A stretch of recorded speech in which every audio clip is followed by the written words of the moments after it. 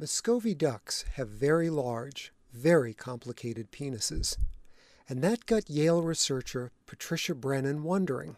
So when I dissected the first male and I saw this first, organ firsthand, I immediately asked, so what does the female look like? And apparently nobody had actually thought about that. But from my point of view, it was just clearly the fact that you need, if you're going to have an organ that is so elaborate and so complicated, it needs to go somewhere. Female vagina can be totally plain and just, a normal tube. But in other species, it's incredibly convoluted. It's basically a labyrinth where you can find these blind ending pouches and a series of spirals that are spiraled the opposite way that the male penis does. And so the male penis goes counterclockwise, the female goes actually clockwise. These complex shapes have something to do with the fact that many male ducks force themselves on females who have not chosen them as mates. But even though forced copulations are common, they rarely result in fertilized eggs. Brennan wanted to know why. So we had to get very creative because what we are asking is something that is a copulatory question, right? I mean, it's a question of what happens when these ducks are actually copulating. And you can't see the inside of the female to know what's happening. So we started trying to figure out, okay, how are we going to answer this? And our first answer was that we were going to try to use a female mount and then see if we could get the males to copulate with the mount. And then we were going to try to film what was inside of these females. So I'm going to show you.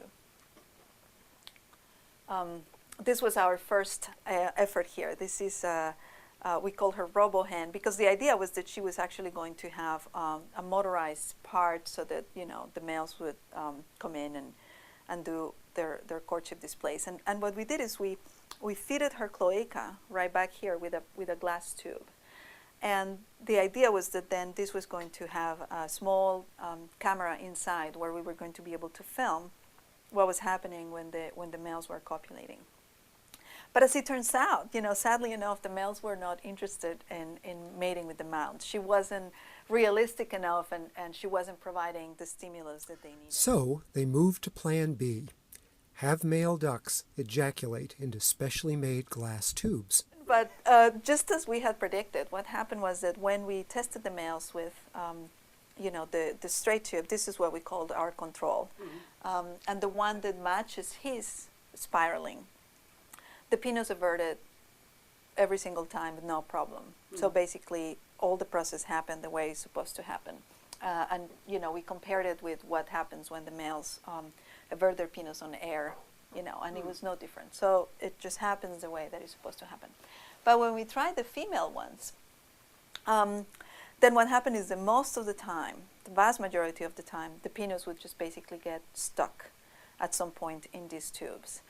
And it just wouldn't be able to avert fully. So for example, in this 135-degree angle, the penis would come in and it would get stopped right at the tip and it wouldn't be able to navigate out of this corner. And in the clockwise spiral, it would get halfway through the first turn and then get completely stuck and sometimes even reverse direction and continue averting back.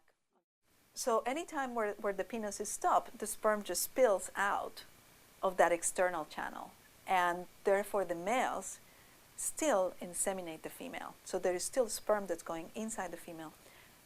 What's happening is that sperm is coming in a region much lower in the cloaca than the males who are able to fully avert their penis, where they could deposit their sperm closer to the sites where they could fertilize the eggs.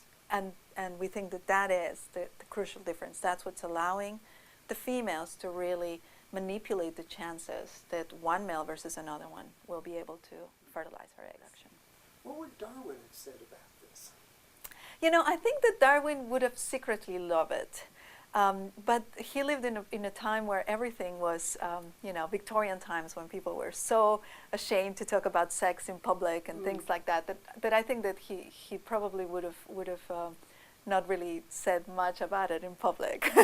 Maybe only to his closest friend or who knows. But no, of course, I mean, this is all exactly the kinds of things that we expect to happen as a result of evolution. So I think he definitely would have loved it.